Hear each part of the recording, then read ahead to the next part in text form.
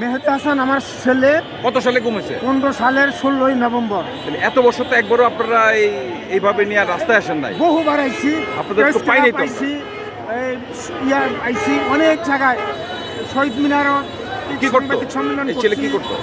আমার সন্তান north south ইউনিভার্সিটির 3য় বর্ষের ছাত্র।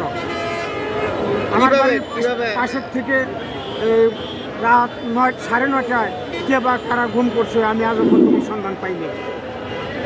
গুম কমিশনে কি করছে? হ্যাঁ, আমি মামলা করছি বাড্ডা থানায়, এরপরে র্যাব 1-এ করছি।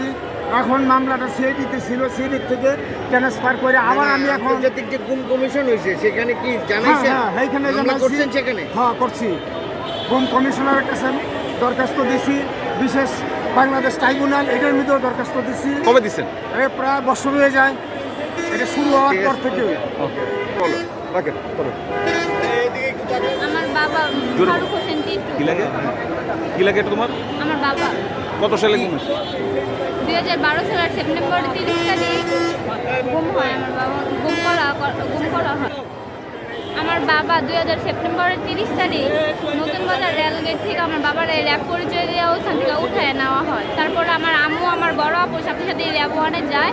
তারপরে ওখানে যাওয়ার পরে ওনারা ডাইরেক্ট অস্বীকার করলে আমার বাবাকে ওনারা উঠায় নিয়ে আসে নাই।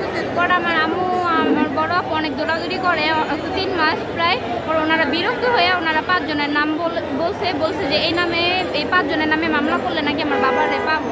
আমার আম্মু বলছে যে এই সাধারণ জনগণের নামে মামলা করলে আমার বাবারে কীভাবে পাবো। ওনারা বলছে যে এই 5 জনের নামে মামলা করলেই নাকি পাবো। পরে আমার আম্মু মামলা করে সিআইডিতে, ডিবিতে, র্যাবে সব জায়গায় মামলা টামলা করে।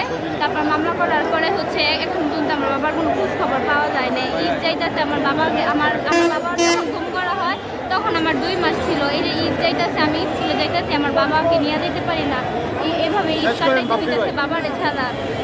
ঠিক আছেন আপনারা সকলে।